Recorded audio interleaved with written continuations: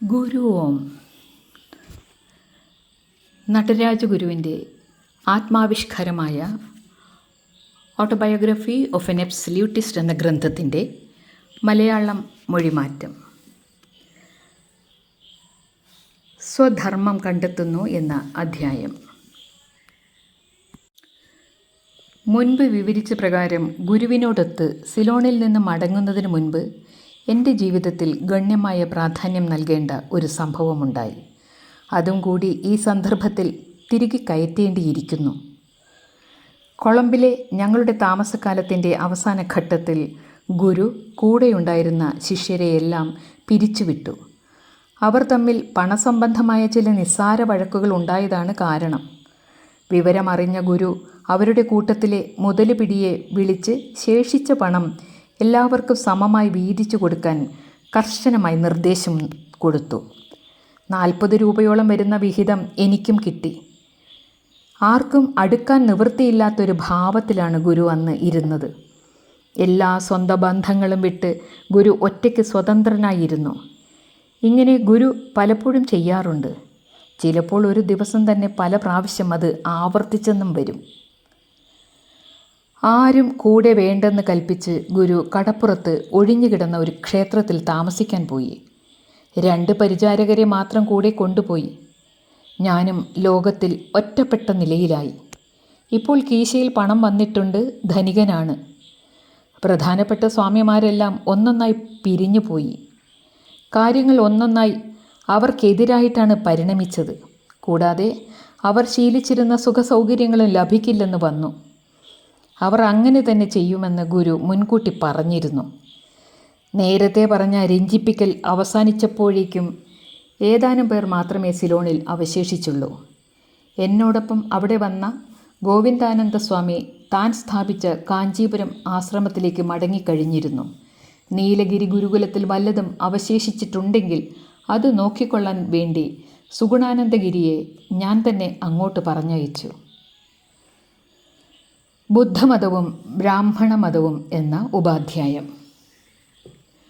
ഒറ്റപ്പെട്ട് തനിയെ ജീവിക്കേണ്ടി വന്നപ്പോൾ ഞാൻ ആദ്യം ചെയ്തത് വല്ല മൂലയിലും പോയി തന്നെത്താൻ വെച്ച് കഴിക്കത്തക്കവണ്ണം ഒരു സ്റ്റൗവും ചില പാത്രങ്ങളും വാങ്ങുക എന്നതായിരുന്നു.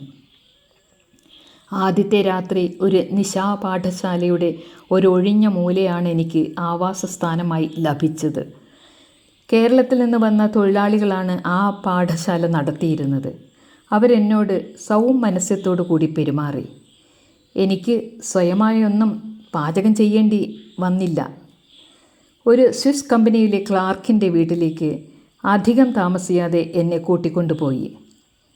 ജനനിബിഡമായ തൊഴിലാളി കേന്ദ്രത്തേക്കാൾ സൗകര്യമുള്ള ഒരിടം അങ്ങനെ ലഭിച്ചു. ഏറെ താമസിയാതെ പലരും എനിക്ക് സുഹൃത്തുക്കളായി.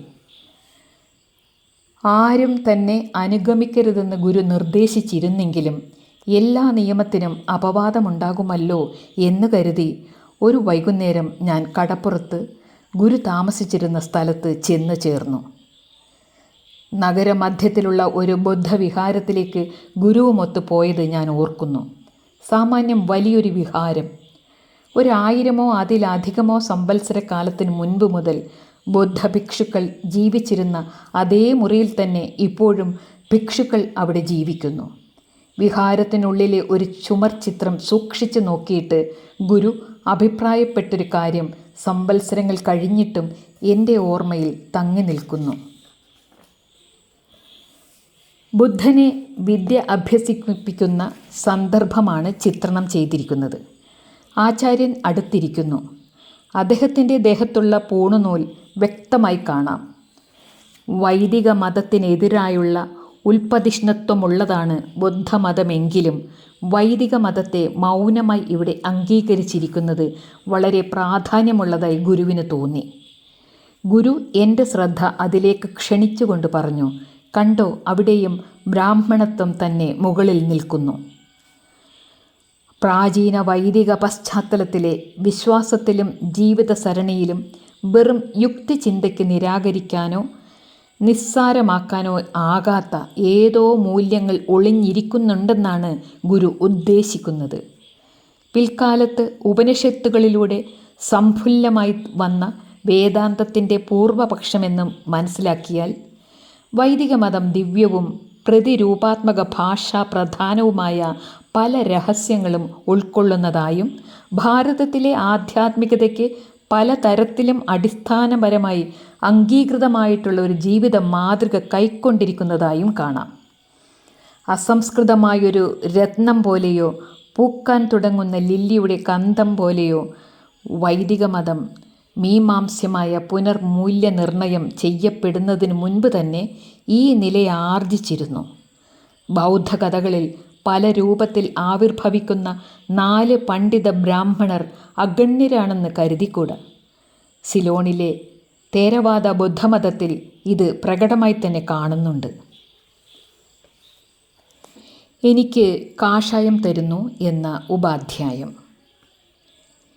ഇത് കഴിഞ്ഞ് അധികം ദിവസം ചെല്ലുന്നതിന് മുൻപ് സമുദ്രതീരത്തുള്ള ഗുരുവിൻ്റെ വാസസ്ഥാനത്ത് ഞാൻ ചെന്നപ്പോൾ ഗുരു എന്നെ അടുത്ത് വിളിച്ച് മഞ്ഞയെന്നും കാവിയെന്നും പറയാവുന്ന ഒരു പട്ട് സാൽവ സമ്മാനിച്ചു.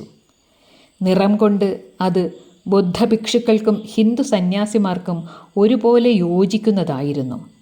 ആ തൃക്കൈകൾ കൊണ്ട് സമ്മാനിച്ച വിശുദ്ധ പട്ടാമ്പരം ഏറ്റുവാങ്ങുന്നതിന് ഒരു നിമിഷം ഞാൻ അറച്ചു നിന്നത് കണ്ടിട്ട് ഗുരു പറഞ്ഞ വാക്കുകൾ സൂത്രവാക്യ സമാനമായ അവയുടെ ഗാംഭീര്യം നിമിത്തം ഇന്നും എൻ്റെ ഓർമ്മയിൽ മായാതെ നിൽക്കുന്നു.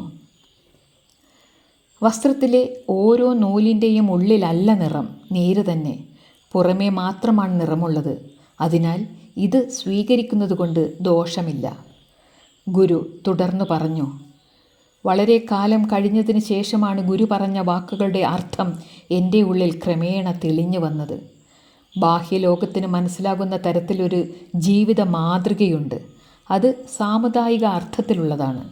സംശുദ്ധവും സ്ഫടിക സങ്കാശവുമായിരിക്കുന്ന ആഭ്യന്തര ജീവിതത്തെ ഇതിൽ നിന്ന് വകതിരിച്ചറിയേണ്ടതാണ്. ഇതാണ് ഗുരു എന്നോട് സൂചിപ്പിച്ചത്. നഗരമധ്യത്തിലെ നാൽക്കവലയിൽ വാഹന ഗതാഗതം നിയന്ത്രിക്കാനായി നിൽക്കുന്ന കോൺസ്റ്റബിൾ അയാളുടെ ഔദ്യോഗിക വേഷം ധരിച്ചിട്ടില്ലെങ്കിൽ ഓടിവരുന്ന വണ്ടികൾ അയാളുടെ നിയന്ത്രണത്തിന് വിധേയമാകാതെ ഞൊടിയിടയിൽ അയാളെ തന്നെ മറിച്ചിട്ട് കടന്നുപോയെന്ന് വരും. അങ്ങനെ അയാളുടെ വേഷം പൊതു പ്രാധാന്യമുള്ള തൻ്റെ കൃത്യനിർവഹണത്തെ സംബന്ധിച്ചിടത്തോളം പ്രാധാന്യമുള്ളതായി തന്നെ തീരുന്നു. അയാളുടെ ആന്തരികമായ അധ്യാത്മഭാവത്തിന് ഈ വേഷം കൊണ്ട് മാറ്റമൊന്നും ഉണ്ടാകില്ല. എമിൽ ഡുർഖീം ഈ വ്യത്യാസത്തെ വളരെ വ്യക്തമാക്കിയിട്ടുള്ളതായി ഞാൻ പിൽക്കാലത്ത് മനസ്സിലാക്കി.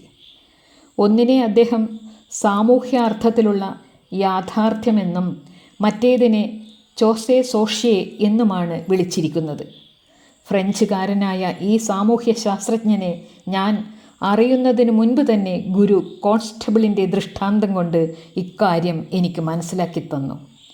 പോലീസുകാരൻ ചിലപ്പോൾ ധരിക്കാറുള്ള പട്ടീസിനും കയ്യുറയ്ക്കും പോലും അവയുടേതായ പ്രാധാന്യമുണ്ട്. ചോദ്യം ചോദിക്കുമ്പോൾ ഇരുട്ടിലിരുന്നു കൊണ്ട് നിഷേധാർത്ഥത്തിൽ തലകുലുക്കി മാത്രം ഉത്തരം പറഞ്ഞാൽ മറ്റാരെങ്കിലും അതിന് സാക്ഷി പറഞ്ഞെങ്കിലേ കാര്യം ഗ്രഹിക്കാനാവൂ. വിരൽ പതിപ്പിക്കുന്നതും പ്രമാണങ്ങൾ രജിസ്റ്ററാക്കുന്നതും മറ്റും ഇത്തരത്തിൽ മാത്രമാണ് അർത്ഥവത്താകുന്നത്. സാമൂഹ്യാർത്ഥത്തിൽ ഇതെല്ലാം ചിലപ്പോൾ അനുപേക്ഷണീയമായി വരുന്നു. ബാഹ്യകാര്യങ്ങളെ അന്ധമായി ആരാധിക്കുന്നത് തെറ്റ് തന്നെ.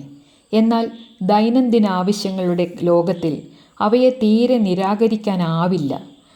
അവിടെ കർത്തവ്യങ്ങൾ അതിശക്തമായി വന്നു മുട്ടുന്നു. ഈ സമ്മാനത്തിൻ്റെ മറ്റൊരർത്ഥവും എനിക്ക് അചിരേണ വെളിവായി. പരിശുദ്ധി സൂചകമായ പലതരത്തിലുള്ള അടയാളങ്ങളോട് കൂടിയ ഭിക്ഷുവിൻ്റെയോ സന്യാസിയുടെയോ ജീവിത മാതൃക അംഗീകരിക്കുന്നതിൽ എനിക്ക് എൻ്റേതായ വൈമുഖ്യമുണ്ടായിരുന്നു. ഇതൊക്കെ കഴിഞ്ഞുപോയ ഒരു കാലഘട്ടത്തിന് ചേർന്നതാണ് എന്ന വഴിക്കാണ് ഞാൻ ചിന്തിച്ചത്. ആധുനികത്വം അതിനെ പുതുക്കി വിലയിരുത്തണം. ഒരേ സമയത്ത് ആന്തരികവും ബാഹ്യവുമായ പുതുമയുള്ളൊരു പ്രാധാന്യം അതിന് നൽകണം. എന്നാൽ ഇതെങ്ങനെ സാധിക്കുമെന്ന് എനിക്ക് പിടികിട്ടിയതുമില്ല. അതുമല്ല, കാഷായം ധരിച്ചതുകൊണ്ട് മാത്രം ഒരുവൻ വിശുദ്ധനാകുമെന്ന ധാരണയും എൻ്റെ ചിന്താഗതിക്ക് ചേരുന്നതായിരുന്നില്ല. സിലോണിലെ ബുദ്ധമതക്കാരായ കുട്ടികളെ കൗമാരപ്രായത്തിൽ തന്നെ മാർഗം കൂട്ടുന്നു. ഇതുകൊണ്ട് എന്താണ് ഉദ്ദേശിക്കുന്നതെന്ന് അന്നവർ അറിയുന്നതേയില്ല. അധ്യാത്മ പുരോഗതിയിലേക്കോ ലക്ഷ്യപ്രാപ്തിയിലേക്കോ കടക്കുന്നതിനു മുൻപ് അതിലേക്കുള്ള മാർഗത്തിൽ വിശ്രമ സങ്കേതങ്ങളായി വഴിത്താവളങ്ങളെപ്പോലെ ഒന്നോ അതിലധികമോ എന്തെങ്കിലും ഉണ്ടാവണം. എങ്കിൽ മാത്രമേ കാപട്യങ്ങളിൽ നിന്ന് കഴിവതും ഒഴിവായി അവകാശപ്പെടുന്ന വിശുദ്ധിയും അർഹമായ വിശുദ്ധിയും തമ്മിൽ പൊരുത്തപ്പെടുകയുള്ളൂ. 1-ാം ഭാഗം പൂർണ്ണമാകുന്നു. ഗുരു ഓം തത്സത്.